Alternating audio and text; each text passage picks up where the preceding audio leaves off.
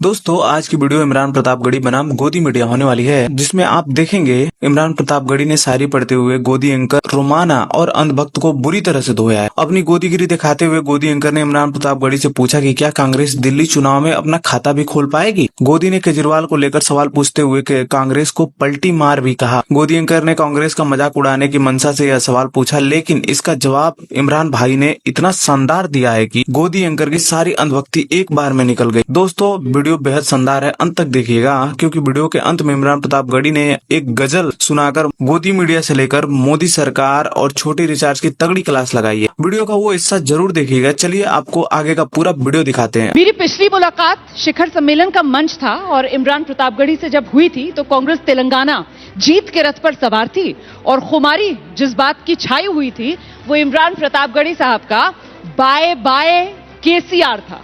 लेकिन अब की बार दिल्ली विधानसभा चुनाव में बाय बाय केजरीवाल ये सुनाने की हिम्मत नहीं कर पा रहे हैं क्या इमरान प्रतापगढ़ी? दलाल दलाल क्या है? बिल्कुल सुना रहा हूँ, पूरे दिल्ली में जा रहा हूँ, प्रचार में लगातार लोगों के बीच में जा रहा हूँ। और राहत इंदौरी साहब का एक बहुत अच्छा शेर है कि सिर्फ खंजर ही नहीं आंखों में पानी चाहिए, ऐ खुदा दुश्मन भी मुझको खानदानी चाहिए, और सिर्फ कब्रों की जमीनें दे के मत बहलाइए, राजधानी दी थी हमने राजधानी चाहिए।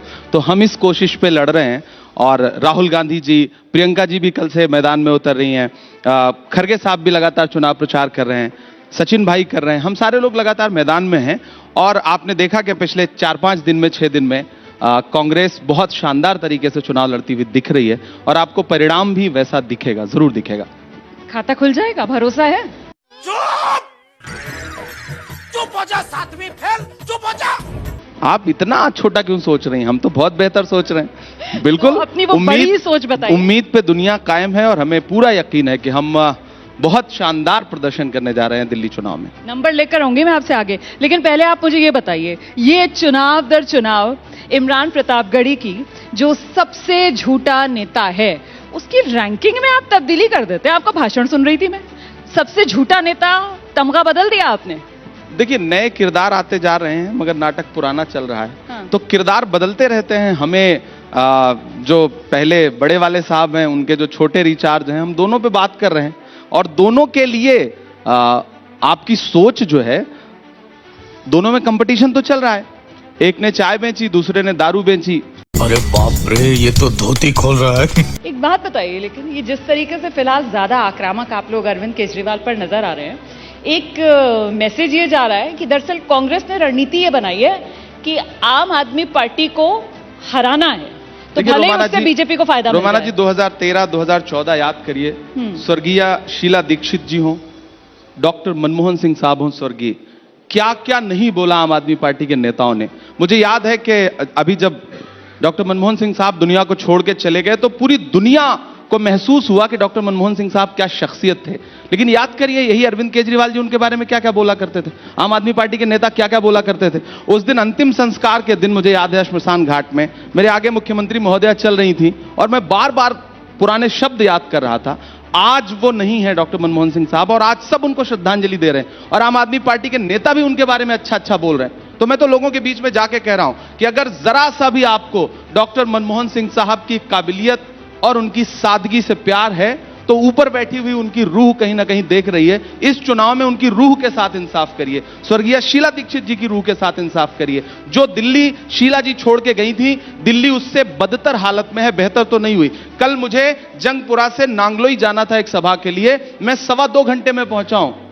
अच्छा, ये जो ट्रैफिक का हाल है, जो बदहाली है, जितने मेट्रो स्टेशन छोड़ के गई वो, जितने फ्लाईओवर छोड़ के गई वो, कोई बदलाव दिख रहा है क्या? दिल्ली बदहाल ही हुई है। जुमले थे, नारे थे, जैसे प्रधानमंत्री जी के जुमले और नारे थे वैसे इनके थे, तो दोनों चोर चोर मौसेरे भाई वाली स्थिति है। तो इमरान साहब, जब आप लोगों के बीच जा रहे हैं और आप लोगों से कह रहे हैं कि दिवंगत प्रधानमंत्री, पूर्व प्रधानमंत्री डॉक्टर मनमोहन सिंह और शीला दीक्षित की रूह के साथ जनता इंसाफ करे, तो पलटकर वो कांग्रेस से नहीं पूछ रहे? कांग्रेस ने शीला दीक्षित की रूह के साथ इंसाफ किया 2024 लोकसभा चुनाव इंडिया गठबंधन में 4-3 का जब सीटों का बंटवारा यहां दिल्ली में किया, और 2013 वो कौन सी पार्टी थी जिसने अरविंद केजरीवाल को मुख्यमंत्री की कुर्सी तक पहुंचाने के लिए अपना कंधा आगे किया था? देखिए, आपने मुझसे ये सवाल पूछ लिया, लेकिन आप कभी प्रधानमंत्री जी से ये नहीं पूछ पाएंगे कि उन्होंने महबूबा मुफ्ती के साथ अलायंस क्यों किया था। सही पकड़े हैं।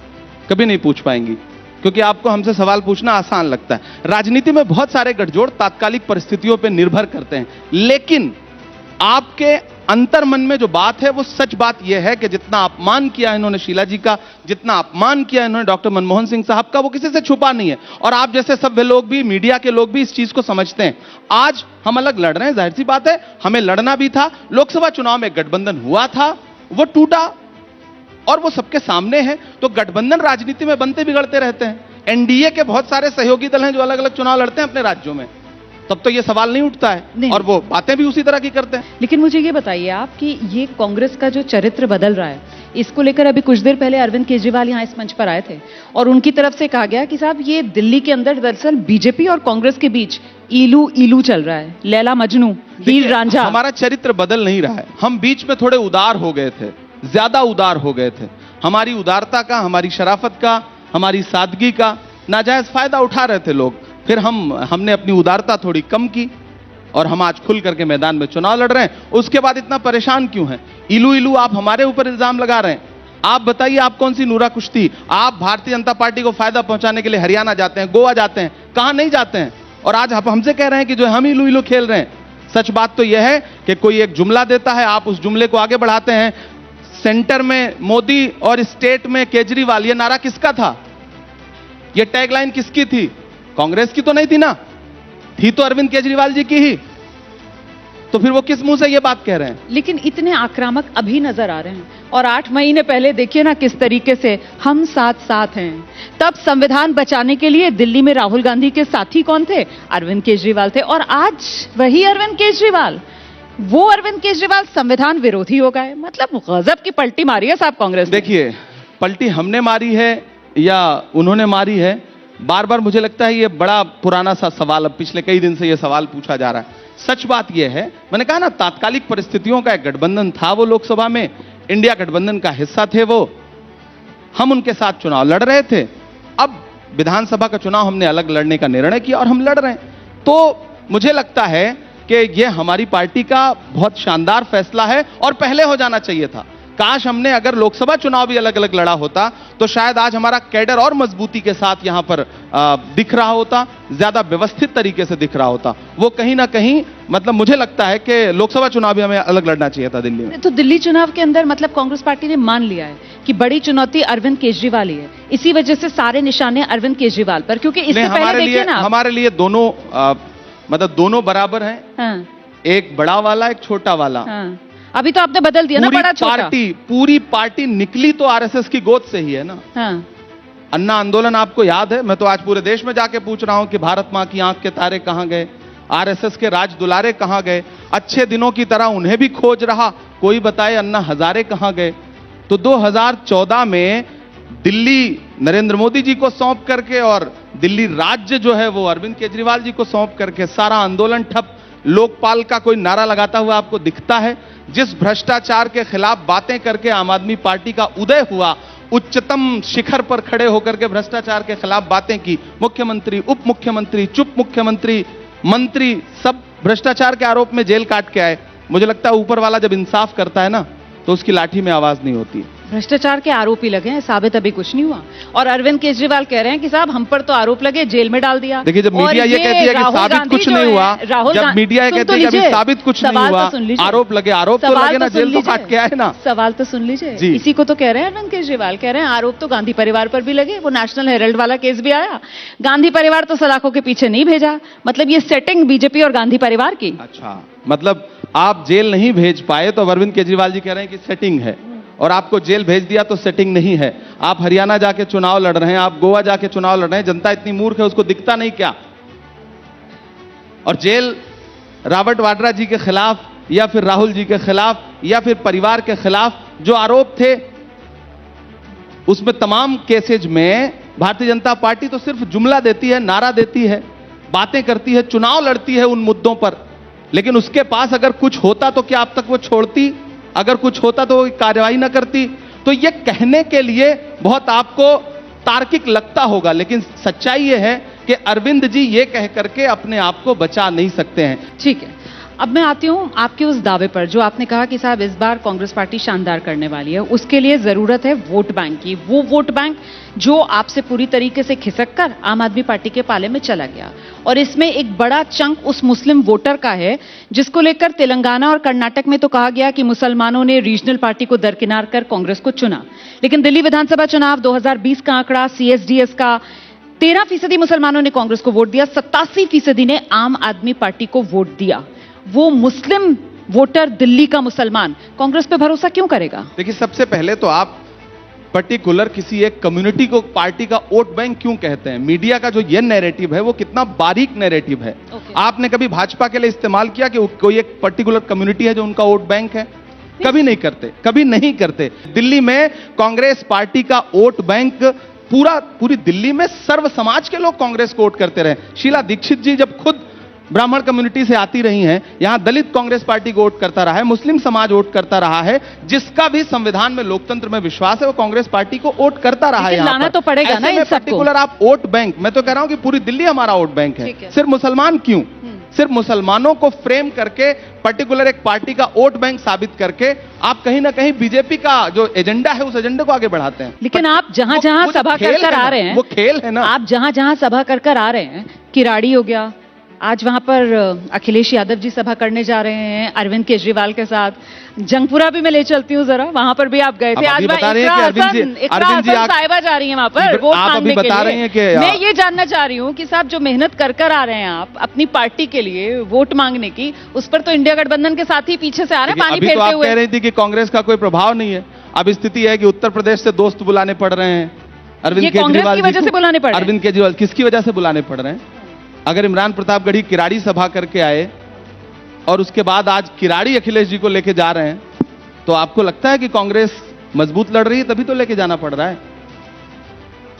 वहां पर वोटर जो है वो प्रभावित ना हो इमरान प्रतापगढ़ी से। जंगपुरा में इकरा हसन को लेकर जा रहे हैं। नहीं, प्रभावित है इसका मतलब? मैं तो सभा करके आ चुका हूं ना। मैं जंगपुरा सभा करके आ चुका, मैं किराड़ी सभा करके आ चुका। ये तमाम वो विधानसभा क्षेत्र हैं जहां मैं सभा करके आ चुका। प्रभावित ना हो या फिर प्रभावित हैं, उस प्रभाव से आप डर करके अपने दोस्तों को बुला रहे हैं बाहर से? नहीं, लेकिन आप मुझे बताइए कि कांग्रेस दोस्तियां क्यों नहीं निभा पाती है? मतलब इंडिया गठबंधन सब आपके साथी, कोई आपसे दोस्ती नहीं निभा रहा है, मतलब कितनी कमी कांग्रेस पार्टी में? सबने अरविंद केजरीवाल को अपना दोस्त बना लिया।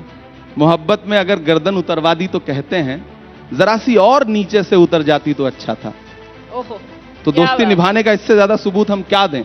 हमने तो हमेशा लोकतंत्र को बचाने के लिए, संविधान को बचाने के लिए खूब दोस्ती निभाई। मुझे बताइए कि दिल्ली विधानसभा चुनाव में 2025 में जो हो रहे हैं, 2020 दंगों की बात क्यों की जा रही है? राहुल गांधी क्यों कह रहे हैं कि अरविंद केजरीवाल जो हैं वो अल्पसंख्यकों दलितों के विरोधी हैं? ये कहना क्यों पड़ रहा है राहुल गांधी को? नहीं, पूरी दिल्ली ये बात कह रही है कि जब दिल्ली जल रही थी तो मैं एबीपी के मंच पे खड़ा होकर बात कह रहा हूं कि जब दिल्ली जल रही थी तो दिल्ली के मुख्यमंत्री कहां थे?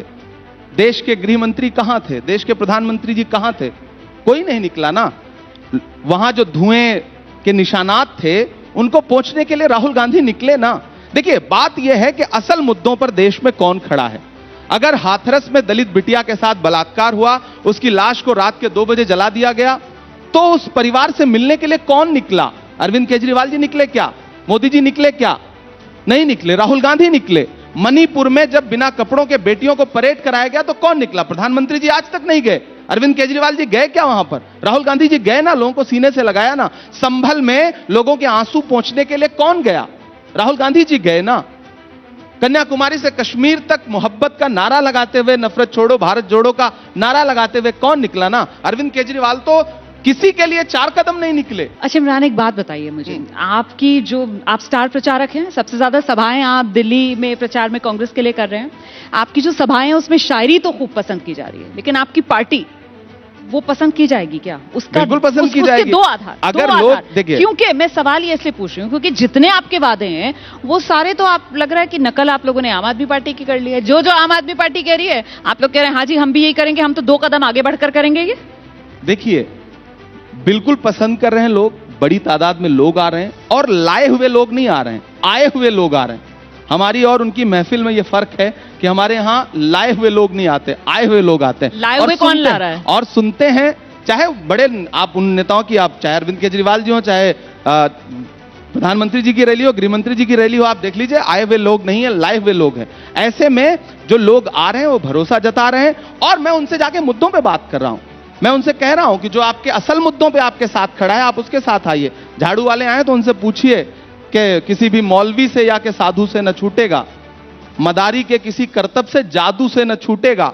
सफाई कर रहे हो तो जरा दामन की भी कर लो, हमारे खून का धब्बा है, झाड़ू से न छूटेगा। जो राहुल गांधी मुद्दे उठा रहे हैं, केजरीवाल साहब आए थे, उनसे बात हुई इस बारे में, तो वो कह रहे हैं कि साहब कुछ तो मजबूरियां रही होंगी, यूं ही कोई बेवफा थोड़ी होता है। ये अगली वाली लाइन उन्होंने नहीं कही है, मैंने अपने बशीर आप जोड़ बद्र दी। साहब का एक शेर इसी में और भी है। हाँ। ये कुछ तो मजबूरियां रही होंगी, यूं कोई बेवफा नहीं होता। इसमें एक शेर और है कि रात का इंतजार कौन करे, आजकल दिन में क्या नहीं होता। तो उनको बताइए कि महोदय उनको बताइए कि महोदय आप बहुत परेशान हैं, आप खुद अपनी सीट हारने जा रहे हैं। संदीप दीक्षित जी नई दिल्ली से चुनाव जीतने जा रहे हैं।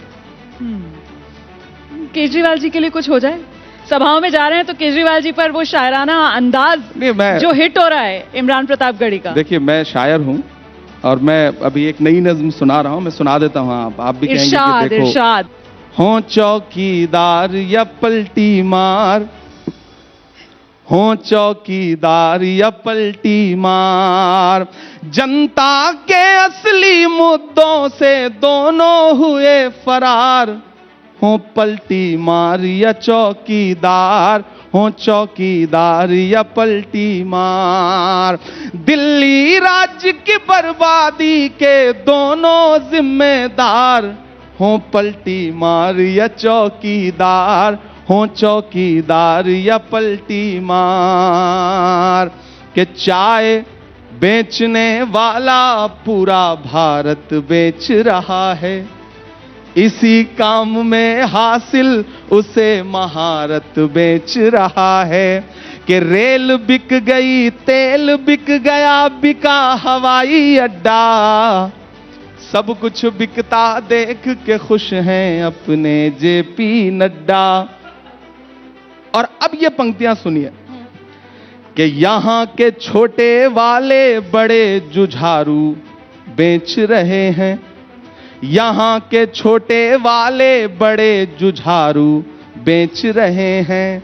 मौका मिला तो खुलकर साहब दारू बेच रहे हैं।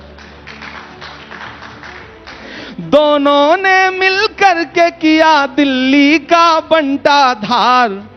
हो चौकीदार या पलटी मार, हो चौकीदार या पलटी मार, जनता के असली मुद्दों से दोनों हुए फरार। हो चौकीदार या पलटी मार, हो चौकीदार या पलटी मार।